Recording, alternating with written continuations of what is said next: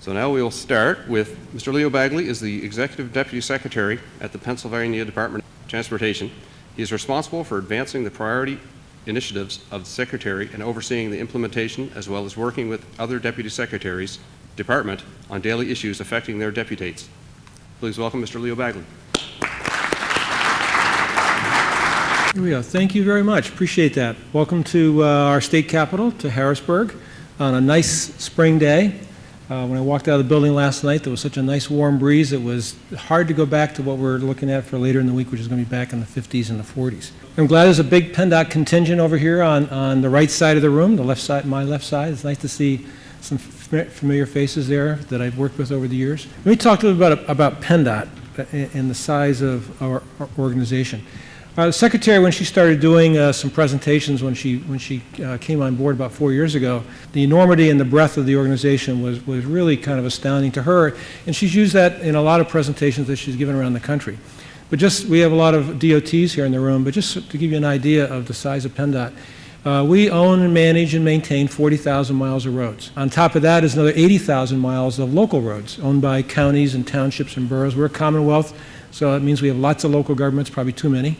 But there's lots of local governments, and out of that system is funded by a 58-cent gas tax, the highest in the country, though we're soon going to be passed by a couple of other states that I know are wanting to raise their gas taxes. That 58 cents supports not only our 40,000 miles, but also the 80,000 miles of local roads. So when people ask about our high gas tax, and we get that all the time about what do you get for your high gas tax, we ask them how much do you think it costs to set up to do some pothole repairs? It's more than what they pay, because they only pay about $250 a year, maybe $300 a year in taxes to Pennsylvania. It's not a lot of money. Your cable bills and your Verizon bills and Infinity bills, Comcast bills are more than that on a monthly basis from what you're paying. But for the size of PennDOT, 40,000 miles of roads, 25,000 bridges. We have about 2,600 of those are poor, SD as they used to be called. The locals have another 6,000 bridges, and about a third of those are structurally deficient in the poor category. It's a $10 billion budget, 11,000 employees, of which most of them are maintenance. About 7,500 people or so are in maintenance. We have 11 districts around the state, 67 counties. Every county, every district has its own structure for taking care of project delivery, taking care of maintenance. I know our maintenance folks in BOMO here know of our discussions with our 11 district engineers and their own little take on what they want to do to preserve their roads, because they're responsible for that. They have their own budgets that are given to them by formula. And so there's always discussions between central office about what's good for their roads and what the district thinks is good for their roads. So there's always a lot of give and take for that. We also are a multimodal agency. We fund and supply information to ports, to 53 transit systems, to airports. We manage trails, and we also are the DMV for the state of Pennsylvania. We are the licensing and titling and everything else that goes associated with that for Pennsylvania. So we have about 12 million licenses that we give out. We're in the process now of doing Real ID. If your states are involved in issuing Real ID, we just launched that on March the 1st, and our goal is to issue, we think, going to be about 2.5 million Real IDs, which is about a quarter of our licenses. And we're on track to do that by October 2020. We're spending about $130 million on our Real ID effort alone. So we're a pretty big and varied department.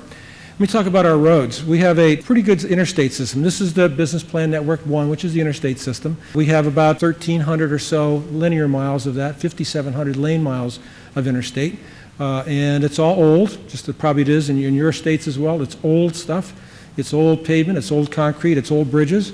And we're in that era now where we have to probably take more and more of our existing state money and put it toward the interstate program.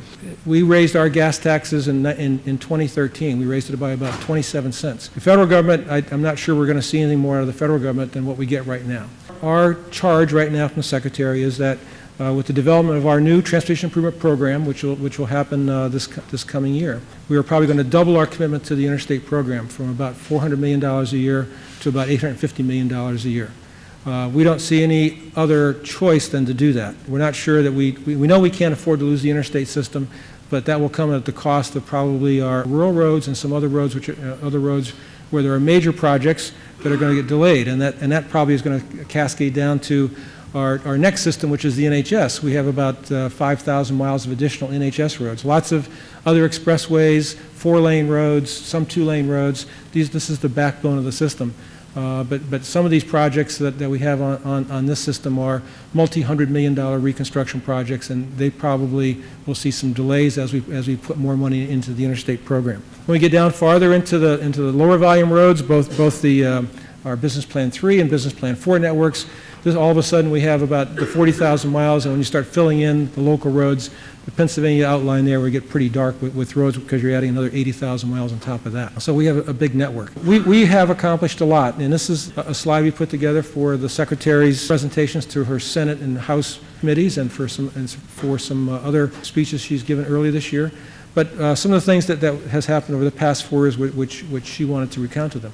We started a PennDOT Connects, and PennDOT Connects is nothing more than a program where we are telling our districts and our folks out who are starting projects, whether they're maintenance projects or capital projects, go talk to the local people. Don't be a stranger to them. We have some people who would prefer not to talk to their hosts, I guess, but we have assets in every community.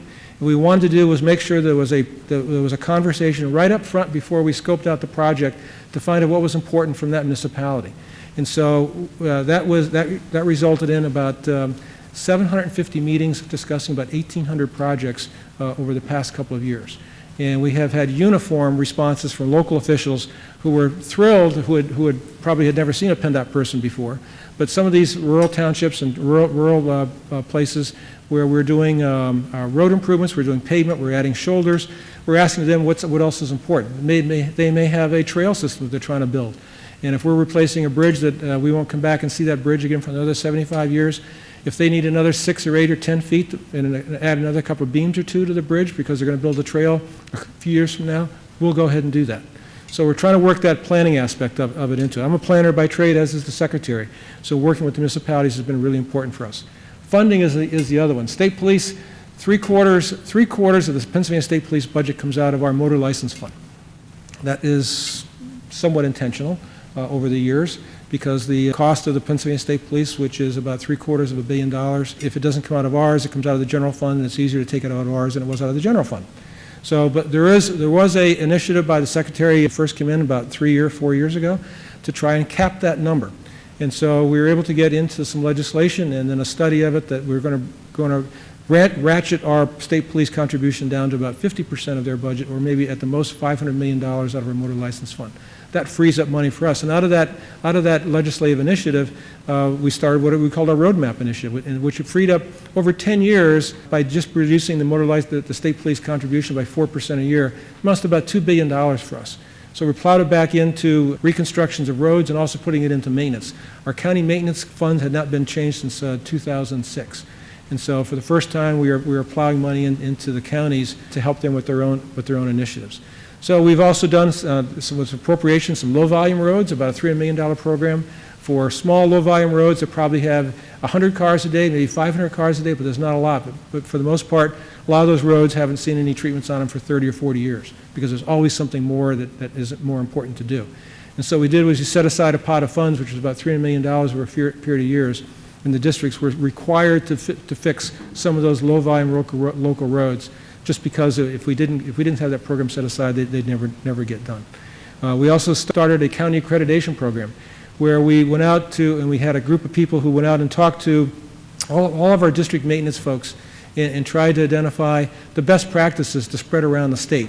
And out of that came an initiative where there's an annual and a biannual report back to the Secretary of the things that they are doing to make sure that our maintenance is top-notch. And then we're also involved in connected automated vehicles. This is an issue that's important for Pennsylvania. We have a lot of testing in Pittsburgh by half a dozen different companies that are doing autonomous vehicle testing in Pittsburgh, soon to move to Philadelphia and points in between. But for us, it's also a capital issue. Companies want to have certain things put into along the side of the road. They want certain kinds of paint if they're following the paint. They want us to paint more often. They want us to paint wider stripes. And all of that is a cost. We put down about 120,000 miles of paint lines a year. And so all of a sudden, if you want to be able to start making them wider, it's going to cost us more money. So we have this issue now of how do we deal with the capital costs of autonomous and connected vehicles. Things we've also done is we have made a conscious effort to have a very diverse and inclusive workforce. We've had initiatives in that realm. We've tried to make sure that we have a diverse opportunities for all of our small businesses. We've made an effort to make sure that those people have a crack at a lot of our contracts. We let out in contracts about this past year was about $2.5 billion worth of construction contracts of capital projects. This year is going to be about $2.2 billion. It's going to be a little bit less, but that is a lot of contracts to go out, and we also have probably anywhere from $500 to $800 million worth of design contracts that are in place at any one time as well. So we have a lot of work with the private sector. 3/4 of all of our funding goes to the private sector. For design or for contracts or for whatever else it is. We have a pretty big road system. We're taking care of our poor bridges. We're trying to take care of our local bridges. We started an initiative, allocated about $50 million for local bridges. We identified about 94 bridges that we just released for townships and boroughs to do that. We're trying to deal with capital funding for transit. We have an issue now in the state capital to be able to deal with our transit systems. We have 53 in the Commonwealth, 2 big ones, Philadelphia and Pittsburgh, obviously. So there is a tremendous amount of capital needs in both of those cities for it. Highway Trust Fund, the federal highway. I think what we have is all we're going to get. I'm not sure anybody's optimistic, at least in Harrisburg, that the federal government or the Congress will do anything with raising any kind of additional funds for us. That leads into our Interstate program, which is reconstruction for it. We are trying to put, as I said, we're going to double our investment into the Interstate Fund. We need to really be at probably about a $2 billion investment per year to modernize our system. We're going to try to get about $850 million a year. That's about all we can afford right now.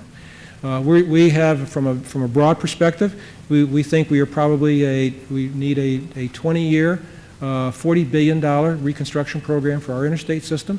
We know that the feds and through Transportation Research Board, they identified probably a $1 trillion, 20-year, $70 billion a need program to modernize the interstate program. And so we're at a point where, as I said, that we're going to have to start shifting more and more of our funds toward the interstate program because we can't let that system fail. We have a big emphasis on local roads and bridges, put together a guide rail initiative. We have lots of old guide rail out there which doesn't meet any kind of standards. So we started a 15-year program, which is probably another $750 million to upgrade guide rail on our system, starting with the interstate system and then working our way down through the NHS and through the smaller ones. I mentioned the other ones about Real ID and that. Let me just spend the last slide or two here on what happened to us last summer. We own a large network, as I said, and last summer we had some massive storms that concentrated about a 50-mile wide band between New York and Maryland borders and did it over about 4 successive weekends. One storm dropped 11 inches in 4 hours. And so we had a typical budget for emergency funds is about $15 to $20 million a year. We sustained about $100 million worth of damage in 4 weeks on that program. So then we had to do cutbacks in other places in order to be able to fund that. But the kind of flooding that we saw was just incredible in the damage that was done to our system. So this is what we're facing, and we're trying to look at now is what are we going to have to put aside for emergency funds. Not only did we have the flooding issues, but particularly in the western part of the state, we had some significant landslides that took out some of the roads and just blocks a lot of them. We have roads that are blocked because we can't really afford to fix them because it's even a low-volume road. So with that, I'm going to say welcome to Harrisburg.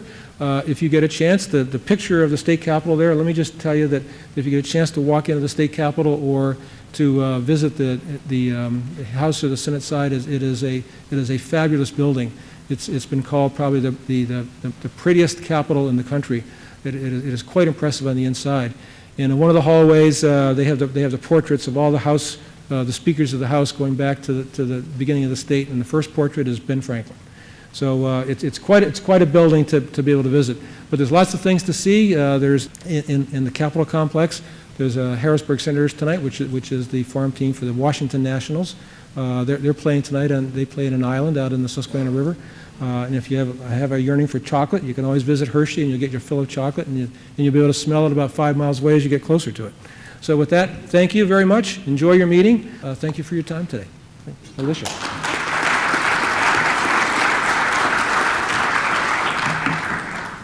The preceding was produced by the National Center for Pavement Preservation.